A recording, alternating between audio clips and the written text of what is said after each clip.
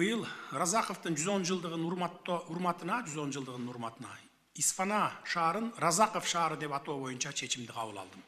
Лейлек районунун Тажикстанга чектеш жери, мындан ары алсак Баткен району, Кызыл Кыяга чейин, андан ары Кыргызстандын бардык чектеш жерлерине суу чыгарып, элди көчүрөбүз.